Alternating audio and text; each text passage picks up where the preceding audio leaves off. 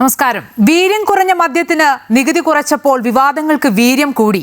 VD. സർക്കാരിന്റെ കന്നി ബജറ്റിലെ മദ്യനികുതി പരിഷ്കാരത്തിൽ ഭരണ പ്രതിപക്ഷങ്ങൾക്കിടയിൽ വിവാദം പുകയുന്നു. മദ്യത്തിന് നികുതി കുറച്ചത് എക്സൈസ് മന്ത്രി അറിഞ്ഞില്ലേ? നികുതി കുറച്ചതിന് പിന്നിൽ കർണാടക ലോബിയോ? മദ്യമൊഴുക്കലാണോ സർക്കാരിന്റെ ലക്ഷ്യം? വിവാദങ്ങൾക്ക് മുഖ്യമന്ത്രി എന്ത് മറുപടി പറയും? സമഗ്രമായി നോക്കാം. ടോപ്പ് 10 ആദ്യം പ്രധാന തലക്കെട്ടുകൾ.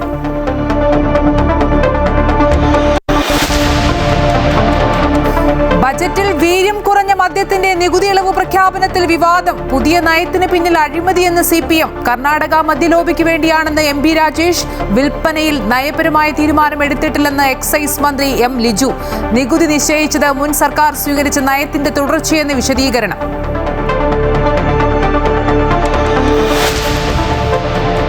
മാസപ്പടി കേസിൽ CPMന്റെ യു-ടേൺ. ED ഉദ്യോഗസ്ഥർക്കെതിരായ പ്രതിഷേധത്തെ തള്ളിപ്പറഞ്ഞ CPM സംസ്ഥാന സെക്രട്ടറി. അക്രമമുണ്ടാകാൻ പാടില്ലായിരുന്നുവെന്ന് MV ഗോവിന്ദൻ. പരിശോധന നീണ്ടപ്പോൾ ഉണ്ടായ സ്വാഭാവിക പ്രതികരണമെന്ന് വിശദീകരണം. സംസ്ഥാന ബജറ്റ് സമ്പൂർണ്ണ സ്വകാര്യവൽക്കരണത്തിനുള്ളതെന്നും MV ഗോവിന്ദൻ.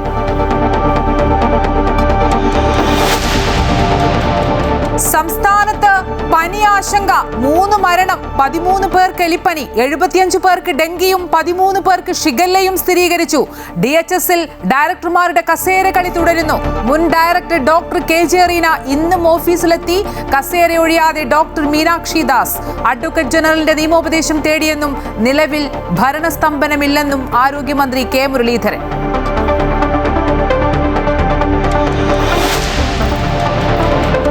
ശബരിമല സ്വർണ്ണക്കൊള്ള കേസിൽ ദേവസ്വം ബോർഡ് മുൻ പ്രസിഡന്റ് PS പ്രശാന്ത് ഉൾപ്പെടെ 9 പേർ പ്രതികൾ.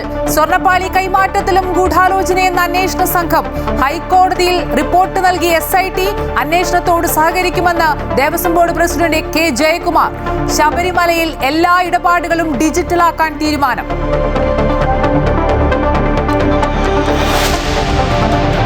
മുഖ്യമന്ത്രി വി.ഡി. സതീശനെ വിമർശിച്ച് NSS general secretary G Sukumaran Nair. പുതിയ മുഖ്യമന്ത്രി അഹങ്കാരിയെന്ന് വിമർശനം.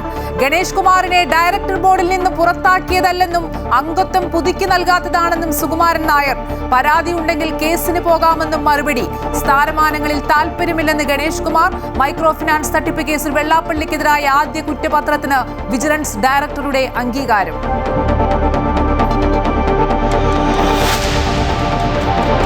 കനത്ത സുരക്ഷയിൽ നാളെ നീറ്റ് UG പുനഃപരീക്ഷ. പരീക്ഷ എഴുതുന്നത് 23 ലക്ഷം വിദ്യാർത്ഥികൾ. കേന്ദ്ര വിദ്യാഭ്യാസ മന്ത്രി ധർമ്മേന്ദ്ര പ്രധാൻ രാജിവെക്കുന്നതുവരെ സമരം തുടരുമെന്ന് CJP. ഡൽഹിയിലെ രാപ്പകൽ സമരത്തിനെ നേരിടാൻ പോലീസ്. ജന്തർ മന്ദറിനുള്ളിലെ പ്രവേശനം നിരോധിച്ചു.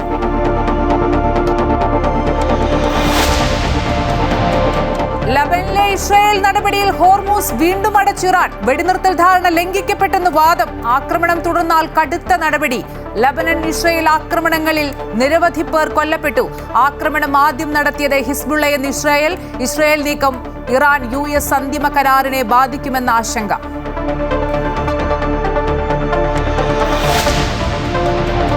ലോകകപ്പിൽ ഹെയ്ത്തിയെ വീഴ്ത്തി ആദ്യ ജയം സ്വന്തമാക്കിയ ബ്രസീൽ. ഗ്രൂപ്പ് സിയിൽ പോയിന്റ് പട്ടികയിൽ മുന്നിൽ. തൊട്ടു പിന്നിൽ മൊറോക്കോ. ഗ്രൂപ്പ് ഡിയിൽ USAയും 1-ാം സ്ഥാനത്ത്. ടർക്കിക്കെതിരെ പരാഗ്വയ്ക്ക് ജയം. ജർമ്മനി ഐവറി കോസ്റ്റ് മത്സരം നാളെ പുലർച്ചെ 1:30 മുതൽ. അഫ്ഗാനിസ്ഥാനെതിരായ 3-ാം ഏകദിനത്തിൽ ഇന്ത്യക്ക് 9 വിക്കറ്റ് ജയം. പരമ്പര തൂത്തുവാരി ഇന്ത്യ.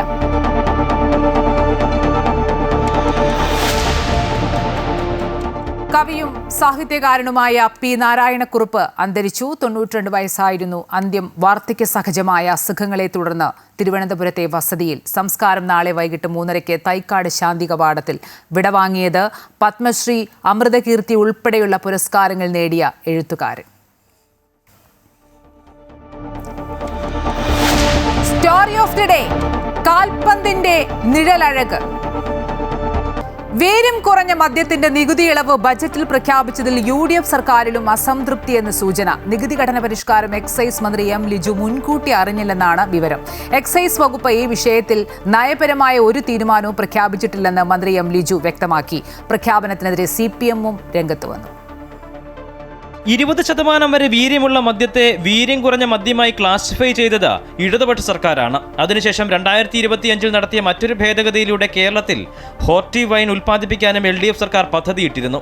വിദേശ മദ്യചട്ടങ്ങളിൽ LDF സർക്കാർ കൊണ്ടുവന്ന ഭേദഗതിയുടെ അടിസ്ഥാനത്തിലാണ് 20% വരെ വീര്യമുള്ള മദ്യത്തിന് മുഖ്യമന്ത്രി VD സതീശൻ ബജറ്റിൽ നികുതി ഘടന പ്രഖ്യാപിച്ചത്. എന്നാൽ നികുതി ഘടന പരിഷ്കാരം എക്സൈസ് വകുപ്പോ മന്ത്രി M ലിജുവോ അറിഞ്ഞിരുന്നില്ല എന്നതാണ് സൂചന.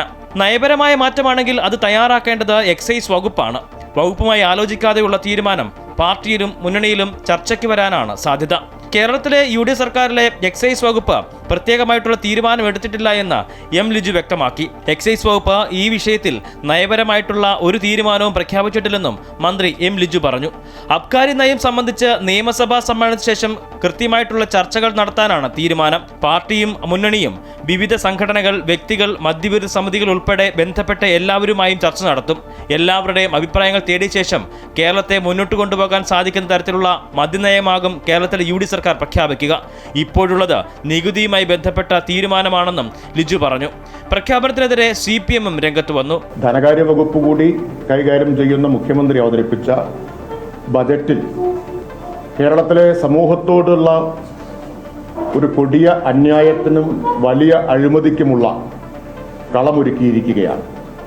വീര്യം കുറഞ്ഞ മദ്യം എന്ന പേരിൽ ലഭ്യമാക്കുന്നത് സ്പിരിറ്റ് ഉപയോഗിച്ച് നിർമ്മിക്കുന്ന മദ്യമാണ്. LDF സർക്കാരിൻ്റെ കാലത്ത് പച്ചക്കറികളും പഴങ്ങളും ഉപയോഗിച്ച് വീര്യം കുറഞ്ഞ മദ്യം ഉൽപ്പാദിപ്പിക്കാൻ അനുമതി കൊടുത്തിരുന്നു.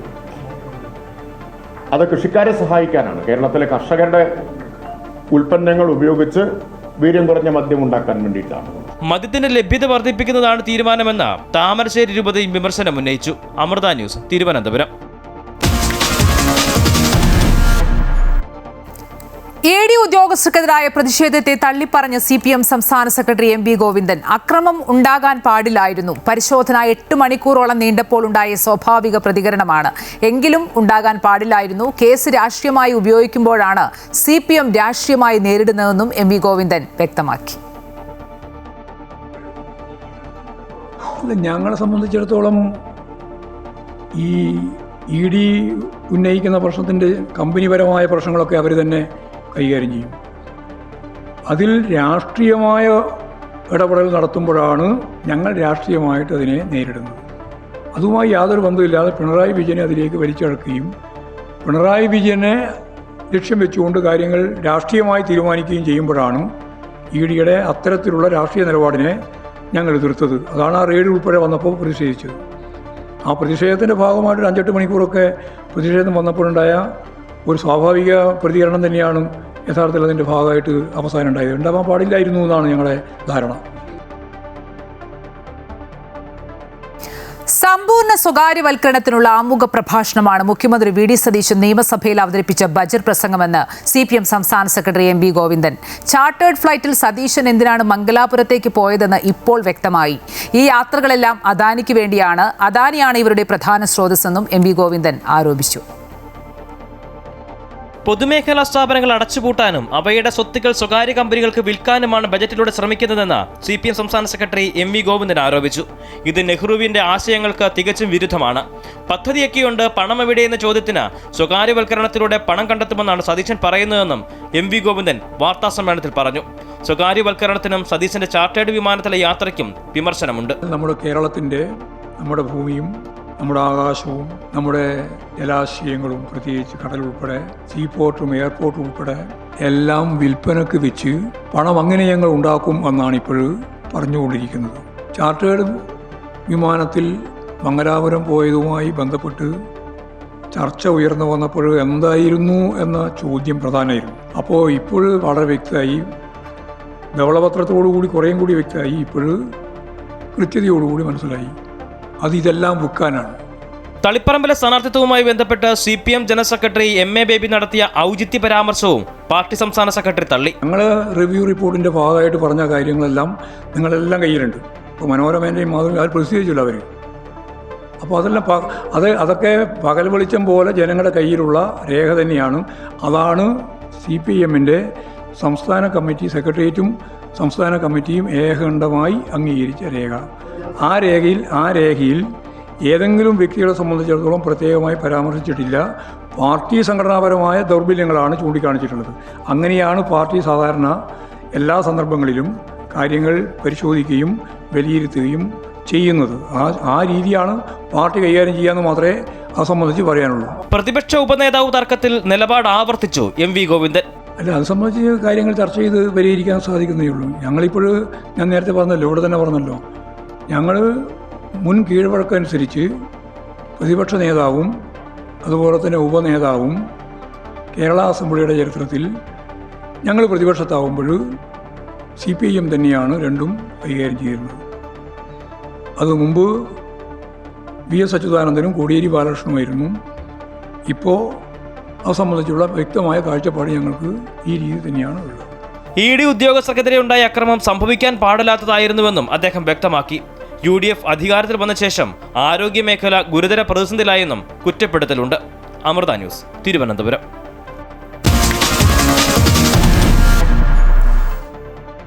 സംസ്ഥാനത്ത് എലിപ്പനി ബാധിച്ച് ഒരു മരണം സ്ഥിരീകരിച്ചു. ഇന്ന് 75 പേർക്ക് ഡെങ്കിപ്പനിയും 13 പേർക്ക് ഷിഗല്ലയും സ്ഥിരീകരിച്ചു. കൊല്ലം, പാലക്കാട്, മലപ്പുറം, കോഴിക്കോട്, കണ്ണൂർ ജില്ലകളിലാണ് ഷിഗല്ല സ്ഥിരീകരിച്ചത്.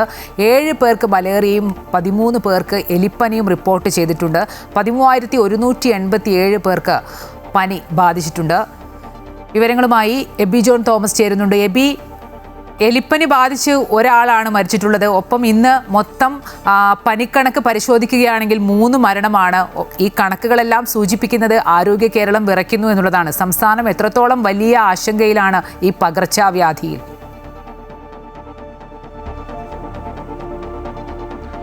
പകർച്ചവ്യാധി ഭീഷണി തന്നെയാണ് അമ്പിളി കേരളം ഇപ്പോൾ കടന്നുപോയിക്കൊണ്ടിരിക്കുന്നത്. കാരണം ഓരോ ദിവസവും 13,000-ന് മുകളിലാണ് ഈ കഴിഞ്ഞ കുറച്ച് ദിവസങ്ങളായി പനി ബാധിച്ച് ചികിത്സയ്ക്കായി എത്തുന്നവരുടെ കണക്കുകൾ പരിശോധിക്കുമ്പോൾ നമുക്ക് മനസ്സിലാക്കാൻ കഴിയുന്നത്. ഒപ്പം തന്നെ ഷിഗല്ല രോഗബാധ അത് ഓരോ ദിവസവും കൂടിക്കൊണ്ട് വരുന്ന ഒരു സാഹചര്യം. സംസ്ഥാന വ്യാപകമായി തന്നെ പലയിടങ്ങളിലും ഈ രോഗം റിപ്പോർട്ട് ചെയ്യുന്ന സാഹചര്യം ഉണ്ടാകുന്നു. ഇന്ന് 13 പേർക്കാണ് രോഗം സ്ഥിരീകരിച്ചിരിക്കുന്നത്. അത് വിവിധ ജില്ലകളിലായിട്ടാണ് ഇത്തരത്തിൽ ഈ ഷിഗല്ല രോഗം സ്ഥിരീകരിക്കുന്നത്. ഒപ്പം തന്നെ ഇന്നൊരു മരണം ഉണ്ടായത് അത് എലിപ്പനി ബാധിച്ചുള്ള മരണമാണ് സ്ഥിരീകരിച്ചിട്ടുണ്ട്. ഒരെണ്ണം എലിപ്പനിയാണോ എന്നുള്ള സംശയത്തിൽ നിൽക്കുന്നു. ഒപ്പം തന്നെ ഒരെണ്ണം മഞ്ഞപ്പിത്തത്തെ തുടർന്നുള്ള മരണമാണ്. അങ്ങനെ 3 മരണം റിപ്പോർട്ട് ചെയ്യപ്പെട്ടിരിക്കുന്നു. എന്തായാലും വലിയ രീതിയിൽ ഇത്തരത്തിൽ പനി മാത്രമല്ല, ഷിഗല്ല മാത്രമല്ല, മറിച്ച് മറ്റു പല പകർച്ചവ്യാധികളും ഈ രീതിയിൽ തന്നെ പടർന്നു പിടിക്കുന്ന ഒരു സ്ഥിതിയാണ് നിലവിലുള്ളത്. അതുകൊണ്ട് തന്നെ വലിയ രീതിയിലുള്ള പ്രവർത്തനങ്ങളുമായി ആരോഗ്യവകുപ്പ് രംഗത്ത് വരികയാണ്. നാളെ ഇപ്പോൾ ഡ്രൈ ഡേ ആയിട്ട് ആചരിക്കാനുള്ള തീരുമാനത്തിലാണ്. നാളെ രാവിലെ K മുരളീധരന്റെ വീട്ടിൽ അതിൻ്റെ സംസ്ഥാനതല ഉദ്ഘാടനമായി തന്നെ നടത്തും. വീടും പരിസരവും ഒക്കെ തന്നെ വൃത്തിയാക്കിക്കൊണ്ട് തന്നെ ഉള്ളൊരു നടപടിക്രമത്തിലേക്ക് കടക്കുക, ശുചിത്വം പാലിക്കുക തുടങ്ങിയിട്ടുള്ള കാര്യങ്ങളാണ് ഇതുമായി ബന്ധപ്പെട്ട ആരോഗ്യവകുപ്പ് മുന്നോട്ട് വയ്ക്കുന്ന ഒരു കാര്യമെന്ന് പറയുന്നത്. എന്തായാലും ഈ പനിക്കൊപ്പം തന്നെ ഈ എലിപ്പനി, മഞ്ഞപ്പിത്തം തുടങ്ങിയിട്ടുള്ള കാര്യങ്ങളൊക്കെ തന്നെയും വലിയ രീതിയിൽ തന്നെ അതിൻ്റെ രോഗബാധിതരുടെ എണ്ണം ക്രമാതീതമായി തന്നെ കൂടുന്ന ഒരു സാഹചര്യം കൂടി ഉണ്ട് എന്നതും എടുത്തു പറയേണ്ട ഒരു കാര്യമാണ്. ഇന്നിപ്പോൾ 13 പേർക്ക് ഷിഗല്ല രോഗം ബാധിച്ചിരിക്കുന്നു. അതിൽ കോഴിക്കോട് 4 പേരുണ്ട്, മലപ്പുറം, കണ്ണൂർ 3 വീതം, പാലക്കാട് 2, കൊല്ലത്ത് 1 എന്നിവിടങ്ങളാണ് ഇന്ന് ഷിഗല്ല സ്ഥിരീകരിച്ചിരിക്കുന്നത്. സംസ്ഥാനത്ത് ജൂൺ മാസം മാത്രം 133 പേർക്കാണ് രോഗം സ്ഥിരീകരിച്ചത്. 5 മരണവും ഇതുമായി ബന്ധപ്പെട്ട് റിപ്പോർട്ട് ചെയ്യപ്പെട്ടിട്ടുണ്ട് എന്നതും അതും വലിയ ഒരു കണക്ക് തന്നെയാണ്. ഈ വർഷം ഇതുവരെ 209 ഷിഗല്ല രോഗബാധയാണ് റിപ്പോർട്ട് ചെയ്യപ്പെട്ടിരിക്കുന്നത്. അത് കഴിഞ്ഞ വർഷത്തെ അപേക്ഷിച്ച് വലിയ രീതിയിൽ വലിയ കണക്കായി തന്നെ നമുക്കത് എടുത്ത് പറയേണ്ടതായിട്ടുള്ള സാഹചര്യം കൂടിയുണ്ട്. എന്തായാലും ഈ ഒരു മാസം ഏതാണ്ട് 2 ലക്ഷത്തിലധികം ആളുകൾക്കാണ് പനിബാധയുമായി അവർ ചികിത്സയ്ക്കായി എത്തിയത് എന്നുള്ളതാണ്. ഇന്ന് 13,187 പേർ ഇന്ന് ചികിത്സ തേടിയിട്ടുണ്ട്. ഒപ്പം തന്നെ ഈ നേരത്തെ പറഞ്ഞതുപോലെ തന്നെ മഞ്ഞപ്പിത്തം, ഒപ്പം തന്നെ എലിപ്പനി, മലേറിയ തുടങ്ങിയിട്ടുള്ള രോഗങ്ങളും റിപ്പോർട്ട് ചെയ്യപ്പെടുന്നുണ്ട്. അമ്പിളി, ശരി. സംസ്ഥാനത്ത് നിന്ന് പനി ബാധിച്ച് 3 മരണമാണ്, അതിൽ എലിപ്പനി ബാധിച്ച് 1 മരണമാണ് സ്ഥിരീകരിച്ചത്. 75 പേർക്ക് ഇന്ന് ഡെങ്കിപ്പനിയും 13 പേർക്ക് ഷിഗല്ലയും സ്ഥിരീകരിച്ചു. കൊല്ലം, പാലക്കാട്, മലപ്പുറം, കോഴിക്കോട്, കണ്ണൂർ ജില്ലകളിലൊക്കെയാണ് ഷിഗല്ല സ്ഥിരീകരിച്ചിട്ടുള്ളത്. 7 പേർക്കാണ് മലേറിയ, 13 പേർക്കാണ് എലിപ്പനി റിപ്പോർട്ട് ചെയ്തിട്ടുള്ളത്. ആരോഗ്യവകുപ്പിൻ്റെ കണക്കുകൾ പ്രകാരം 13,187 പേർക്കാണ് ഇന്ന് പനി ബാധിച്ച് ചികിത്സ തേടിയിട്ടുള്ളത്. വിശദാംശങ്ങൾ നൽകുകയായിരുന്നു എബി ജോൺ തോമസ്. പകർച്ചവ്യാധി നിയന്ത്രണത്തിനായി രൂപീകരിച്ച ഉന്നതാധികാര സമിതിയുടെ ആദ്യ യോഗം തിരുവനന്തപുരത്ത് ചേർന്നു. മാലിന്യ സംസ്കരണം ശക്തിപ്പെടുത്തി പ്രതിരോധ പ്രവർത്തനങ്ങൾ ഊർജിതമാക്കാൻ യോഗത്തിൽ തീരുമാനമായി. ഡ്രൈ ഡേ ആചരണം ശക്തമാക്കാനും വെള്ളി, ശനി, ഞായർ ദിവസങ്ങളിൽ വീടുകളിലും സ്ഥാപനങ്ങളിലും ശുചീകരണ പ്രവർത്തനങ്ങൾ നടത്താനും യോഗം നിർദ്ദേശം നൽകി. രോഗികളെ സുഖപ്പെടുത്തി എന്ന ക്രെഡിറ്റാണ് ആരോഗ്യ മേഖലയ്ക്ക് വേണ്ടതെന്ന് ആരോഗ്യമന്ത്രി കെ മുരളീധരൻ പറഞ്ഞു. പകർച്ചവ്യാധി ഭീഷണി രൂക്ഷമായ പശ്ചാത്തലത്തിലാണ് സർക്കാർ ഹൈപവർ കമ്മിറ്റി രൂപീകരിച്ചത്. സമിതിയുടെ ആദ്യ യോഗം ആരോഗ്യമന്ത്രി കെ മുരളീധരൻ ഉദ്ഘാടനം ചെയ്തു. പകർച്ചവ്യാധി പ്രതിരോധത്തിന് ശാസ്ത്രീയമായ മാലിന്യ സംസ്കരണം വേണം. അതിനായി മാലിന്യ സംസ്കരണ യൂണിറ്റുകൾ അനിവാര്യമാണ്. സംസ്ഥാനത്ത് വിവിധയിനം പനികളും മറ്റ് പകർച്ചവ്യാധികളും റിപ്പോർട്ട് ചെയ്യപ്പെടുന്ന സാഹചര്യത്തിൽ ആരോഗ്യവകുപ്പ് മാത്രമല്ല, തദ്ദേശ സ്വയംഭരണ സ്ഥാപനങ്ങൾ, ഭക്ഷ്യസുരക്ഷാ വകുപ്പ്, ജലവിഭവ വകുപ്പ് എന്നിവയുടെ ഏകോപിത പ്രവർത്തനവും ജനങ്ങളുടെ സഹകരണവും അത്യന്താപേക്ഷിതമാണെന്ന് മന്ത്രി പറഞ്ഞു. ഈ പകർച്ചവ്യാധികൾ തടയുമ്പോൾ ആരോഗ്യവകുപ്പ് മാത്രമല്ല, മറ്റ് അനുബന്ധ വകുപ്പുകളും കൂടെ സഹകരിച്ചുകൊണ്ട് വേണം ഇതിനെ നമ്മൾ പ്രതിരോധിക്കും. എപ്പോഴും പകർച്ചവ്യാധിയും മരണങ്ങളൊക്കെ ഉണ്ടാകുമ്പോൾ അതിന് ഉത്തരം പറയേണ്ടി വരുന്ന ആരോഗ്യവകുപ്പാണ്.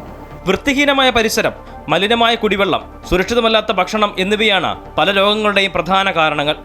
ഡെങ്കിപ്പനി, എലിപ്പനി, നിപ്പ തുടങ്ങിയ രോഗങ്ങളും സംസ്ഥാനത്ത് ആശങ്കയുയർത്തുന്ന സാഹചര്യത്തിലാണ് മഴക്കാലപൂർവ്വ ശുചീകരണ പ്രവർത്തനങ്ങൾ കാര്യക്ഷമമായി നടക്കുന്നതിൽ തദ്ദേശ സ്ഥാപനങ്ങൾ കൂടുതൽ ശ്രദ്ധ പുലർത്തണമെന്നും മന്ത്രി പറഞ്ഞു. മഴക്കാലപൂർവ്വ ശുചീകരണ പ്രവർത്തനങ്ങൾ ഉദ്ദേശിച്ചവിടെ നടന്നില്ലാതെ യാഥാർത്ഥ്യമാണ്. അല്ലെങ്കിൽ ഇത്രയും ഒരു പറന്നു പിടിക്കുന്ന സാഹചര്യം ഉണ്ടാവില്ല.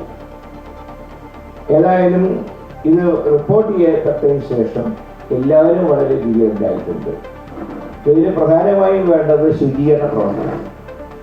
അപ്പം അതിന് ലോക്കൽ ബോഡികളുടെ പൂർണ്ണമായിട്ടുള്ള സഹായ സഹകരണം ഉണ്ടാവണം. ഞാൻ അടിവരയിട്ട് പറയുന്നു, ഇതിൻ്റെ ഒരു ശാശ്വത പരിഹാരം എന്ന് പറഞ്ഞാൽ ഇതിന് മാലിന്യ സംസ്കരണ യൂണിറ്റുകളാണ് ഈ പരിസരം വൃത്തിയാക്കാനുള്ള ഏക മാർഗം. ഡ്രൈ ഡേ ആചരണം ശക്തമാക്കാനും വെള്ളി, ശനി, ഞായർ ദിവസങ്ങളിൽ വീടുകളിലും സ്ഥാപനങ്ങളിലും ശുചീകരണ പ്രവർത്തനങ്ങൾ നടത്താനും നിർദ്ദേശം നൽകിയിട്ടുണ്ട്. രോഗം വന്ന ശേഷം ചികിത്സിക്കുന്നതിനേക്കാൾ രോഗം വരാതിരിക്കാനുള്ള മുൻകരുതലുകളാണ് പ്രധാനം. പകർച്ചവ്യാധി പ്രതിരോധത്തിന് മുൻകൂട്ടി നടപ്പിലാക്കാൻ കഴിയുന്ന നിർദ്ദേശങ്ങൾ, എന്തുകൊണ്ട് പ്രത്യേക പ്രദേശങ്ങളിൽ നിപ്പ റിപ്പോർട്ട് ചെയ്യപ്പെടുന്നു എന്നതടക്കമുള്ള കാര്യങ്ങളിൽ ശാസ്ത്രീയമായ കണ്ടെത്തലുകൾ നടത്തി റിപ്പോർട്ട് സമർപ്പിക്കാൻ ഉന്നതാധികാര സമിതിക്ക് നിർദ്ദേശം നൽകിയിട്ടുണ്ട്. അമൃത ന്യൂസ്, തിരുവനന്തപുരം. സംസ്ഥാനത്ത് പകർച്ചവ്യാധികൾ പടർന്നു പിടിക്കുന്നതിനിടെ ആരോഗ്യവകുപ്പ് ഡയറക്ടറേറ്റിൽ ഇന്നും കസേരകളി തുടർന്നു. ട്രൈബ്യൂണൽ ഉത്തരവുമായി ഡോക്ടർ കെ ജെ റീന രണ്ടാം ദിനവും ഓഫീസിലെത്തി. താൽക്കാലിക ചുമതലയുള്ള ഡോക്ടർ വി മീനാക്ഷിയും ഡോക്ടർ കെ ജെ റീനയും ഓഫീസിൽ തുടരുകയാണ്. അതേസമയം ഇക്കാര്യത്തിൽ വകുപ്പ് നിയമോപദേശം തേടിയതായി മന്ത്രി കെ മുരളീധരൻ പറഞ്ഞു. പകർച്ചവ്യാധികൾ പടരുന്ന സാഹചര്യത്തിൽ ഉന്നതാധികാര സമിതി യോഗം ചേരുന്നതിനിടയിലാണ് ആരോഗ്യവകുപ്പ് ആസ്ഥാനത്ത് രണ്ടാം ദിനവും അധികാര വടംവലി തുടരുന്നത്. അഡ്മിനിസ്ട്രേറ്റീവ് ട്രിബ്യൂണൽ ഉത്തരവുമായി സ്ഥലം മാറ്റപ്പെട്ട മുൻ ആരോഗ്യവകുപ്പ് ഡയറക്ടർ കെ ജെ റീന ഇന്നും ഓഫീസിലെത്തി. പ്രധാന കസേരയിൽ ഡയറക്ടറുടെ താൽക്കാലിക ചുമതലയുള്ള മീനാക്ഷി ദാസും സമീപത്തെ കസേരയിൽ കെ ജെ റീനയും തുടരുന്നു. ആരുമില്ലാത്തവർക്ക് നിയമവ്യവസ്ഥയാണ് ആശ്രയമെന്നും തള്ളിക്കയറാൻ ഉദ്ദേശമില്ലെന്നും രോഗങ്ങൾക്കെതിരെ അതീവ ജാഗ്രത വേണ്ട സമയമാണിതെന്നും ഡോക്ടർ കെ ജെ റീന പറഞ്ഞു. തീർച്ചയായും ഞാൻ തള്ളിക്കയറാൻ ഉദ്ദേശിച്ചിട്ടില്ല. ഇപ്പോൾ മറ്റൊരാളാണ് DHS എന്ന് ഗവൺമെന്റ് പറയുന്നു. ആ DHSനോട് നിർദ്ദേശങ്ങൾ ഉണ്ടാവും. അപ്പോൾ എനിക്ക് ഇപ്പോൾ ഉള്ള ഏറ്റവും ഒരു അസന്നിഗ്ധ ഘട്ടമാണ് ആരോഗ്യവകുപ്പിനെ സംബന്ധിച്ചിടത്തോളം. ആ സമയത്ത് ആരോഗ്യവകുപ്പിന്റെ പ്രവർത്തനങ്ങൾ മുമ്പോട്ട് പോകണം എന്നാണ് ഞാൻ ആഗ്രഹിക്കുന്നത്. അതുകൊണ്ട് അതിനൊരു കല്ലുകടിയായിട്ട് ഇടയിൽ കയറി കുത്തിത്തിരിയാൻ ഞാനില്ല. അതേസമയം DHS വിഷയത്തിൽ സർക്കാർ അഡ്വക്കേറ്റ് ജനറലിന്റെ നിയമോപദേശം തേടിയതായി മന്ത്രി കെ മുരളീധരൻ പറഞ്ഞു. നിലവിൽ ഭരണസ്തംഭനമില്ല. ഇപ്പോഴത്തെ DHS മീനാക്ഷി കാര്യങ്ങളെല്ലാം കൃത്യമായി ചെയ്യുന്നുണ്ടെന്നും മന്ത്രി പറഞ്ഞു. DHSന്റെ ഇപ്പോൾ കസേരയിലിരിക്കുന്ന ഡോക്ടർ മീനാക്ഷി കാര്യങ്ങൾ നന്നായി നടത്തുന്നുണ്ട്. കോൺഫറൻസുകൾക്കൊന്നും യാതൊരു മുടക്കവുമില്ല. പ്രവർത്തനങ്ങൾക്ക് ഒരു തടസ്സവുമില്ല. മറ്റേ ഇതിൻ്റെ പേരിലൊരു നിയമവശം ഉള്ളതുകൊണ്ട് അഡ്വക്കേറ്റ് ജനറലിന്റെ ഉപദേശം തേടിയിട്ടുണ്ട്. അല്ല, കുഴപ്പമില്ല. ഭരണസമ്പന്നമില്ല. കാര്യങ്ങൾ നോക്കാൻ മന്ത്രി മുതൽ താഴെ തട്ടുള്ള ഉദ്യോഗസ്ഥന്മാർ വരെ വളരെ വിജിലന്റായി പ്രവർത്തിക്കുന്നു. അമൃത ന്യൂസ്, തിരുവനന്തപുരം. ശബരിമല സ്വർണ്ണക്കൊള്ളയിൽ മുൻ ദേവസ്വം പ്രസിഡന്റ് PS പ്രശാന്ത് ഉൾപ്പെടെയുള്ളവരെ പ്രതിപട്ടികയിൽ ഉൾപ്പെടുത്താൻ SIT തീരുമാനം. 2025 ദ്വാരപാലക ശില്പങ്ങളും കട്ടിളപ്പാളികളും സ്വർണം പൂശാനായി നൽകിയത് ഹൈക്കോടതിയുടെ അനുമതി വാങ്ങാതെയാണെന്നാണ് SITയുടെ കണ്ടെത്തൽ. ശബരിമല ശ്രീകോവിലിലെ ദ്വാരപാലക ശില്പങ്ങളിലെയും കട്ടിളപ്പാളിയിലെയും സ്വർണം അപഹരിച്ച സ്വർണ്ണക്കൊള്ള കേസിലാണ് മുൻ ദേവസ്വം ബോർഡ് പ്രസിഡന്റ് PS പ്രശാന്തിനെയും പ്രതി ചേർക്കുന്നത്. 2025 ദ്വാരപാലക ശില്പങ്ങളും കട്ടിളപ്പാളികളും സ്വർണം പൂശാനായി നൽകിയത് ഹൈക്കോടതിയുടെ അനുമതിയോടെ അല്ല എന്നാണ് പ്രത്യേക അന്വേഷണ സംഘത്തിന്റെ കണ്ടെത്തൽ. ഇവ കൈമാറിയതിൽ വലിയ ദുരൂഹതയുണ്ടെന്നും മുൻ ഭരണസമിതിക്ക് ഗുരുതരമായ വീഴ്ചകൾ സംഭവിച്ചുവെന്നും അന്വേഷണ സംഘം ഹൈക്കോടതിയിൽ നൽകിയ റിപ്പോർട്ടിൽ പറയുന്നു.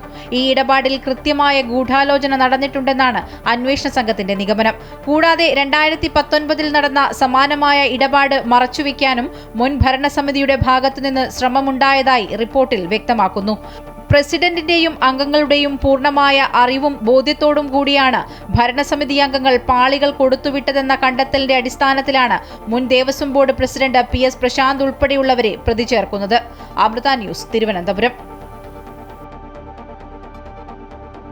2025 ശബരിമലയിൽ സ്വർണം പൂശിയതിലെ ക്രമക്കേടിൽ SIT ചാർജ് ഷീറ്റ് സമർപ്പിച്ചിട്ടില്ലെന്ന് ദേവസ്വം മന്ത്രി K മുരളീധരൻ. ചാർജ് ഷീറ്റ് സമർപ്പിച്ചതിനു ശേഷം മറ്റു കാര്യങ്ങൾ തീരുമാനിക്കുമെന്നും മന്ത്രി പറഞ്ഞു. ഇന്ന് ചില ചാനലിൽ വാർത്ത ഉണ്ട്, പക്ഷെ അത് ചാർജ് ഷീറ്റ് കൊടുക്കുന്നവരെ ഒന്നും ചെയ്യാനില്ല. ചാർജ് ഷീറ്റ് കൊടുക്കട്ടെ, അത് നോക്കിയിട്ട് ചെയ്യാം. AI സാങ്കേതിക വിദ്യയുടെ സഹായത്തോടെ ശബരിമലയിലെ സൗകര്യങ്ങൾ വികസിപ്പിക്കാൻ പദ്ധതി ആരംഭിക്കുമെന്ന് Thiruvithamkoor Devaswom board president K Jayakumar. പദ്ധതിക്കായി പോലീസും സാങ്കേതിക വിദഗ്ധരുമായി ദേവസ്വം ഉദ്യോഗസ്ഥർ കൊച്ചിയിൽ ചർച്ച നടത്തി. AI ഉപയോഗിച്ച് ശബരിമലയിലെ ഭക്തജനത്തിരക്ക് എങ്ങനെ ക്രമീകരിക്കാമെന്ന് യോഗം ചർച്ച ചെയ്തു. ഓഗസ്റ്റ് ആദ്യവാരം തന്നെ പദ്ധതിക്ക് തുടക്കം കുറിക്കാനാണ് ശ്രമം. ശബരിമലയിലെ അടിസ്ഥാന സൗകര്യ വികസനം AI സാങ്കേതിക വിദ്യയുടെ സഹായത്തോടെ നടപ്പിലാക്കാനാണ് ശ്രമം. ഭക്തജനത്തിരക്ക് AI-യുടെ സഹായത്തോടെ ക്രമീകരിക്കും. തിരക്ക് വർദ്ധിക്കുന്ന സമയങ്ങളിൽ തീർത്ഥാടകരും ശബരിമലയിൽ ഡ്യൂട്ടിയിലുള്ള പോലീസ് ഉദ്യോഗസ്ഥരും എന്ത് ചെയ്യണമെന്നതടക്കം AI നിർദ്ദേശിക്കും. ഭക്തർക്കും പോലീസ് ഉദ്യോഗസ്ഥർക്കും അവരുടെ മൊബൈൽ ഫോണുകളിലേക്ക് സന്ദേശം ലഭിക്കുന്ന തരത്തിലാകും സാങ്കേതിക വിദ്യ പ്രയോജനപ്പെടുത്തുക. പദ്ധതിയുടെ രൂപരേഖ സംബന്ധിച്ച് AI വിദഗ്ധരുമായി ചർച്ച ചെയ്തതായി Devaswom board president K Jayakumar അറിയിച്ചു.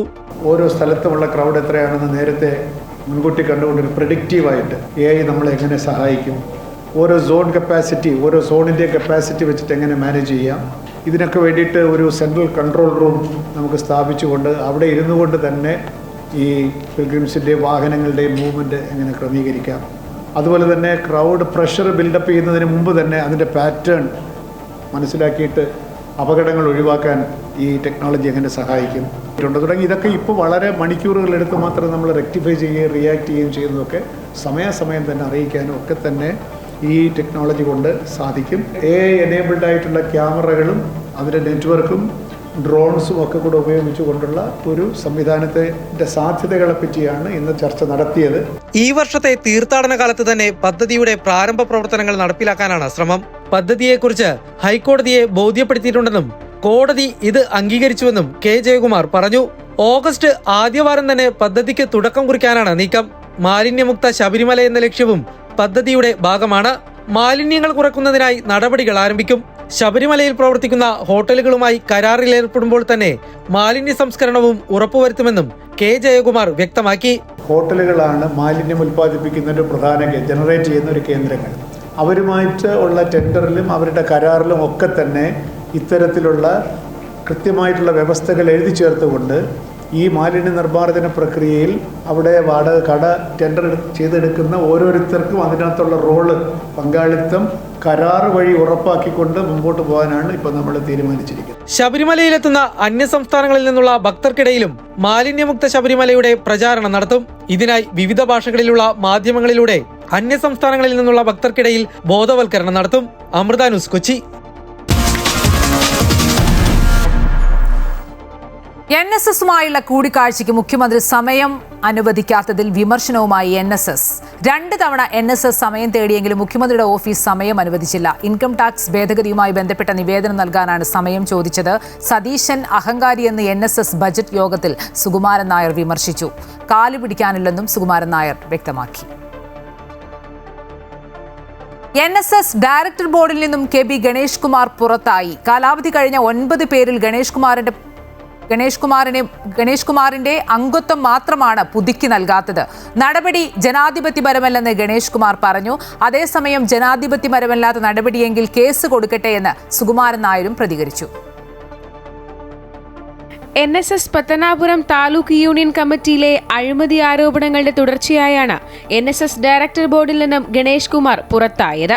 ഭരണസമിതി അംഗങ്ങളുടെ പിന്തുണ ഇല്ലാത്തതുകൊണ്ടാണ് ഗണേഷ് കുമാറിനെ പുറത്താക്കിയതെന്നാണ് NSSന്റെ വിശദീകരണം.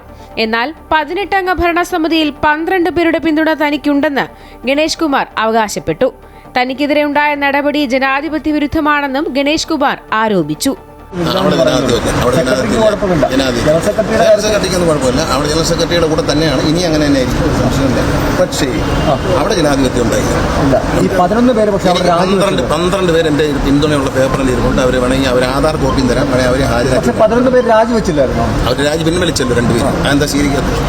അതേസമയം ജനാധിപത്യപരമല്ലാത്ത നടപടി ഉണ്ടായിട്ടുണ്ടെങ്കിൽ ഗണേഷ് കുമാർ കേസ് കൊടുക്കട്ടെ എന്നായിരുന്നു സെക്രട്ടറി G. സുകുമാരൻ നായരുടെ പ്രതികരണം. വീണ്ടും എടുത്തില്ല എന്നുള്ളത്, അല്ലാതെ പുറത്താക്കിയെന്നും അദ്ദേഹത്തിന് അതിനകത്ത് എന്തെങ്കിലും ആർജിച്ചിട്ടുണ്ടെങ്കിൽ കേസ് കൊടുക്കാമല്ലോ. തനിക്കെതിരെ പിന്നിൽ NSS ജനറൽ സെക്രട്ടറി അല്ലെന്നായിരുന്നു ഗണേഷ് കുമാർ പറഞ്ഞത്. എന്നാൽ ജനറൽ സെക്രട്ടറിയെ തള്ളിപ്പറയാത്തത് ഒരു വേലയാണെന്നും ആരെങ്കിലും തള്ളിപ്പറഞ്ഞാൽ പിന്നെ അയാൾക്ക് അഡ്രസ് ഉണ്ടാവില്ലെന്നും സുകുമാരൻ നായർ തുറന്നടിച്ചു. NSS ജനറൽ സെക്രട്ടറി സ്ഥാനത്തേക്ക് പരിഗണിക്കപ്പെടുമെന്ന് കരുതിയിരുന്ന പേരായിരുന്നു ഗണേഷ് കുമാറിൻ്റേത്. എന്നാൽ ഡയറക്ടർ ബോർഡിൽ നിന്ന് തന്നെ പുറത്തായത് ഗണേഷ് കുമാറിന് വലിയ തിരിച്ചടിയായി മാറി. അതേസമയം G. സുകുമാരൻ നായരെ വീണ്ടും NSS ജനറൽ സെക്രട്ടറിയായി ഇന്ന് ചേർന്ന ബജറ്റ് സമ്മേളനം തിരഞ്ഞെടുത്തു. Amrita News, Kottayam. Micro finance തട്ടിപ്പ് കേസിൽ ആദ്യ കുറ്റപത്രത്തിന് അംഗീകാരം. വിജിലൻസ് ഡയറക്ടറാണ് അംഗീകാരം നൽകിയത്. 2014 വയനാട് യൂണിയന് 10 ലക്ഷം നൽകിയതിലെ ക്രമക്കേടിലാണ് കുറ്റപത്രം. വെള്ളാപ്പള്ളി നടേശൻ, MN സോമൻ, വയനാട് SNDP യോഗം അംഗങ്ങൾ എന്നിവരാണ് പ്രതികൾ. 2016 ആരംഭിച്ച കേസിൽ 10 വർഷത്തിന് ശേഷമാണ് ആദ്യ കുറ്റപത്രത്തിന് അംഗീകാരം ലഭിക്കുന്നത്. കഴിഞ്ഞ ദിവസം മൈക്രോ ഫിനാൻസ് തട്ടിപ്പ് കേസ് പരിഗണിച്ച ഹൈക്കോടതി അന്വേഷണ ഉദ്യോഗസ്ഥനെതിരെ അതിരൂക്ഷമായ വിമർശനം ഉന്നയിച്ചിരുന്നു. കേസിൽ പുരോഗതിയില്ലെന്ന് നിരീക്ഷിച്ച കോടതി അന്വേഷണം വേഗത്തിലാക്കണമെന്ന് നിർദ്ദേശിച്ചിരുന്നു. ഇതിനു പിന്നാലെയാണ് നടപടികൾ വേഗത്തിലാക്കിയത്. 2024 അന്വേഷണ ചുമതല ഏറ്റെടുത്ത SP ശശിധരന്റെ നേതൃത്വത്തിലുള്ള സംഘമാണ് ആദ്യ കേസിന്റെ അന്വേഷണം പൂർത്തിയാക്കി വിജിലൻസ് ഡയറക്ടർക്ക് കുറ്റപത്രം കൈമാറിയത്. വെള്ളാപ്പള്ളി നടേശന് പുറമെ വയനാട് SNDP യൂണിയൻ ഭാരവാഹികളും കേസിൽ പ്രതികളാണ്. അഴിമതി നിരോധന നിയമം ചുമത്തിയിട്ടുള്ളതിനാൽ വിചാരണ നടപടികളിലേക്ക് കടക്കാൻ ഇനി സർക്കാരിന്റെ പ്രോസിക്യൂഷൻ അനുമതി കൂടി ലഭിക്കേണ്ടതുണ്ട്. മൈക്രോ ഫിനാൻസ് തട്ടിപ്പുമായി ബന്ധപ്പെട്ട് ആകെ 70 കേസുകളാണ് രജിസ്റ്റർ ചെയ്തിട്ടുള്ളത്. ഇതിൽ മറ്റ് 2 കേസുകളുടെ കൂടി അന്വേഷണം പൂർത്തിയാക്കി അംഗീകാരത്തിനായി വിജിലൻസ് ഡയറക്ടർക്ക് കൈമാറിയിട്ടുണ്ടെങ്കിലും ഇതുവരെ അനുമതി ലഭിച്ചിട്ടില്ല. ഉടൻ തന്നെ ഈ കേസുകളിലും തീരുമാനമുണ്ടാകുമെന്നാണ് പ്രതീക്ഷിക്കുന്നത്. മുഴുവൻ കേസുകളുടെയും അന്വേഷണ റിപ്പോർട്ട് 3 ആഴ്ചക്കകം സമർപ്പിക്കണമെന്ന് ഹൈക്കോടതി കർശന നിർദ്ദേശം നൽകിയിട്ടുണ്ട്. ജൂലൈ 9 കേസ് വീണ്ടും പരിഗണിക്കുമ്പോൾ മറ്റ് 2 കേസുകളിലെ കുറ്റപത്രം സംബന്ധിച്ച വിവരങ്ങളും കോടതിയെ അറിയിക്കും. അന്ന് തന്നെ സമഗ്രമായ അന്വേഷണ റിപ്പോർട്ട് സമർപ്പിക്കാനാണ് അന്വേഷണ സംഘം ലക്ഷ്യമിടുന്നത്. Amrita News, Kochi. NEET UG പുനഃപരീക്ഷയുടെ തയ്യാറെടുപ്പുകൾ വിലയിരുത്താനായി പരീക്ഷാ കേന്ദ്രങ്ങളിൽ മോക്ക് ഡ്രിൽ സംഘടിപ്പിച്ച് നാഷണൽ ടെസ്റ്റിംഗ് ഏജൻസി. തയ്യാറെടുപ്പുകൾ പൂർത്തിയാക്കിയെന്നും വിദ്യാർത്ഥികൾക്ക് പുതിയ അഡ്മിറ്റ് കാർഡ് തന്നെ ഡൗൺലോഡ് ചെയ്ത് ഉറപ്പാക്കണമെന്നും NTA വ്യക്തമാക്കി. അതേസമയം കേന്ദ്ര വിദ്യാഭ്യാസ മന്ത്രി ധർമ്മേന്ദ്ര പ്രധാന്റെ രാജി ആവശ്യപ്പെട്ട് കോക്രോച്ച് ജനതാ പാർട്ടി ഡൽഹിയിൽ പ്രതിഷേധിക്കുകയാണ്. ചോദ്യപേപ്പർ ചോർച്ച ആരോപണത്തെ തുടർന്ന് റദ്ദാക്കിയ നീറ്റ് UG പരീക്ഷ നാളെ ഉച്ചയ്ക്ക് 2 മുതൽ 5:15 വരെയുള്ള സമയത്തിനുള്ളിൽ നടക്കും. വിദ്യാർത്ഥികളോട് 12:30 മുൻപ് റിപ്പോർട്ട് ചെയ്യാൻ ആവശ്യപ്പെട്ടിട്ടുണ്ട്. ബയോമെട്രിക് പരിശോധനയും കർശന സുരക്ഷാ ക്രമീകരണങ്ങളും ഉണ്ടാകും. ചോദ്യപേപ്പർ തയ്യാറാക്കുന്നതിലും സൂക്ഷിക്കുന്നതിലും ഇത്തവണ സമഗ്രമായ മാറ്റം വരുത്തിയിരുന്നു. പരീക്ഷയുടെ തയ്യാറെടുപ്പുകൾ വിലയിരുത്താനായി രാജ്യത്തെ 5000-ലധികം പരീക്ഷാ കേന്ദ്രങ്ങളിൽ മോക്ക് ഡ്രിൽ നടത്തി. മെയ് 3 പരീക്ഷയ്ക്കുള്ള ഹാൾ ടിക്കറ്റ് അസാധുവായെന്നും പുതിയ അഡ്മിഷൻ കാർഡ് വെബ്സൈറ്റിൽ നിന്ന് ഡൗൺലോഡ് ചെയ്ത് കയ്യിൽ കരുതണമെന്നും നാഷണൽ ടെസ്റ്റിംഗ് ഏജൻസി അറിയിച്ചു. വിദ്യാർത്ഥികൾക്കുള്ള ഔദ്യോഗിക സന്ദേശങ്ങൾ 287 അവസാനിക്കുന്ന വാട്സാപ്പ് നമ്പറിലൂടെ മാത്രമായിരിക്കും നൽകുക. ഇത് ബ്ലൂടിക്ക് വെരിഫൈഡ് നമ്പറാണെന്നും NTA അറിയിച്ചു. മറ്റു വ്യാജ പ്രചാരണങ്ങൾ തള്ളിക്കളയണമെന്നും പരീക്ഷാ സെന്ററുകൾ മാറിയതുൾപ്പെടെയുള്ള സാങ്കേതിക പിഴവുകൾ പരിഹരിച്ചിട്ടുണ്ടെന്നും NTA വ്യക്തമാക്കി. അതിനിടെ പരീക്ഷാ വീഴ്ചകളിൽ വിദ്യാഭ്യാസ മന്ത്രി ധർമ്മേന്ദ്ര പ്രധാന്റെ രാജി ആവശ്യപ്പെട്ട് ഡൽഹിയിൽ ജന്തർ മന്ദിറിൽ കോക്രോച്ച് ജനതാ പാർട്ടി 2ാം ഘട്ട സമരം സംഘടിപ്പിച്ചു. വിദ്യാഭ്യാസ മന്ത്രി രാജിവെക്കുന്നതുവരെ വിവിധ നഗരങ്ങളിൽ സമരം തുടരുമെന്നാണ് പാർട്ടികളുടെ പ്രഖ്യാപനം. വിവാദങ്ങളുടെ പശ്ചാത്തലത്തിൽ പഴുതടച്ച സുരക്ഷാ ക്രമീകരണങ്ങളാണ് നീറ്റ് UG പുനഃപരീക്ഷയ്ക്കായി ഒരുക്കിയിട്ടുള്ളത്. അതോടൊപ്പം വിദ്യാഭ്യാസ മന്ത്രിയുടെ രാജി ആവശ്യപ്പെട്ടുകൊണ്ടുള്ള പ്രതിഷേധങ്ങളും ശക്തമാണ്. വിനോദ് കരുവാറ്റയ്ക്കൊപ്പം ജിഷ്ണു കൃഷ്ണൻ, അമൃത ന്യൂസ്, ന്യൂഡൽഹി. അമേരിക്കയും ഇസ്രായേലും വെടിനിർത്തൽ കരാർ ലംഘിച്ചതിൽ പ്രതിഷേധിച്ച് ഇറാൻ ഹോർമൂസ് കടലിടുക്ക് അടച്ചെന്ന റിപ്പോർട്ട്. അമേരിക്കയുമായി സമാധാന കരാർ ഒപ്പുവെച്ച് ദിവസങ്ങൾക്കകമാണ് വീണ്ടും ആക്രമണമുണ്ടായത്. നേരത്തെ ലബനിൽ ഇസ്രായേൽ വെടിനിർത്തൽ ലംഘിച്ച് നടത്തിയ വ്യോമാക്രമണങ്ങളിലും ഡ്രോൺ ആക്രമണങ്ങളിലും നിരവധി പേർ കൊല്ലപ്പെട്ടിരുന്നു. ഇസ്രായേലും ഇറാൻ പിന്തുണയുള്ള ഹിസ്ബുള്ളയും തമ്മിലുള്ള വെടിനിർത്തൽ പ്രാബല്യത്തിൽ വന്നതിന് മണിക്കൂറുകൾക്കകമാണ് ദക്ഷിണ ലബനിൽ ഇസ്രായേൽ ആക്രമണം നടത്തിയത്. വ്യോമാക്രമണങ്ങളിലും ഡ്രോൺ ആക്രമണങ്ങളിലും കുറഞ്ഞത് 16 പേർ കൊല്ലപ്പെട്ടതായാണ് ലബനൻ സർക്കാർ റിപ്പോർട്ട് ചെയ്യുന്നത്.